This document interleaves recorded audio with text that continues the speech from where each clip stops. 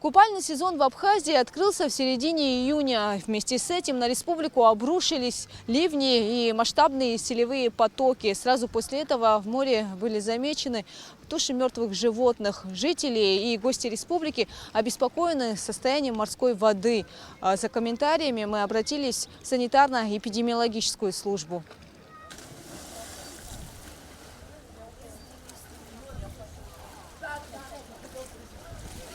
Откуда именно на берег Сухумской бухты принесло мертвых животных, специалисты сказать затрудняются, но подтверждают, что это локальная проблема. Возможно, сказались последствия ливней, которые нанесли огромный урон жителям сразу двух районов республики, когда пострадали дома, хозяйства и скот. Даже сейчас в реках сохраняется высокий уровень воды. В высокой степени вероятности это сельскохозяйственные животные, которые утонули в процессе подъема воды в реках.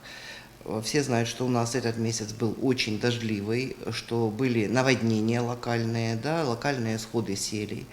И поэтому животные, которые перемещались свободно, вполне могли попасть под такой разлив и, соответственно, утонуть. На берег выбросило 5 поросят и одного теленка. Они были убраны незамедлительно сотрудниками спецавтохозяйства. По словам специалистов, в море туши животных пробыли не более суток. Разложиться не успели, а это значит, опасность распространения вредоносных бактерий минимальна. Зачастую море выбрасывает на берег и более вредоносные вещи, особенно после шторма, утверждает Беляева. Связано это с загрязнением устья рек, в которые человек выбрасывает мусор. На некоторых водоемах даже образовались свалки. Все это течением уносится в море.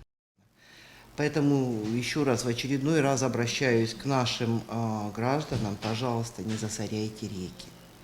Берегите реки, берегите море, берегите нашу природу.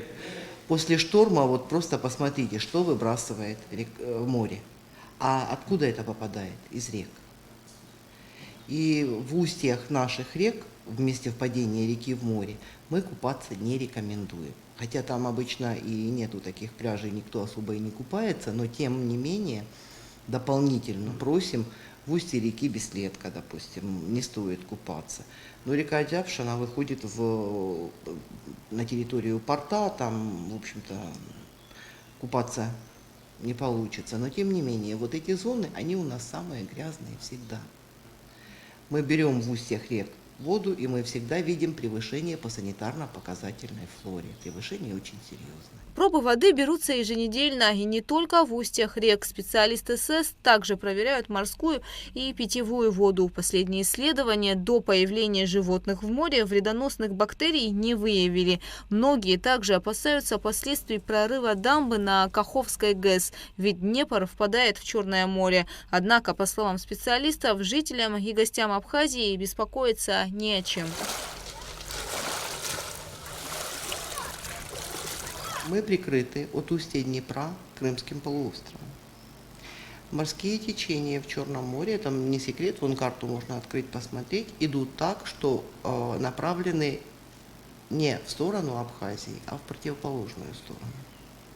То есть в первую очередь это все принесло бы Румынии, Болгарии, Греции, потом Турции, потом Грузии, потом только нам. Что касается качества питьевой воды, то, по словам Аллы Беляевой, ее лучше кипятить. Вода, конечно, имеет свойство быстро очищаться, однако не всегда результаты проб удовлетворительны. Загрязнения происходят в основном в период ремонтных работ на водопроводных сетях. Значит, по поводу все нормально. Иногда бывает и ненормально, когда происходит порыв на водопроводной сети, особенно если пострадала труба достаточно большого диаметра, от 100 мм и далее, то пока воду не отключили, она может загрязняться. Точнее, когда отключили воду, начинают ремонт, да? Либо вырезают кусок трубы, вваривают новый, либо наставят хомут или заваривают, ну там в зависимости от объема повреждения.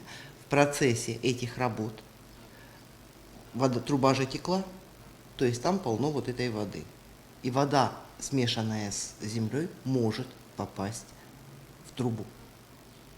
Избежать этого нереально.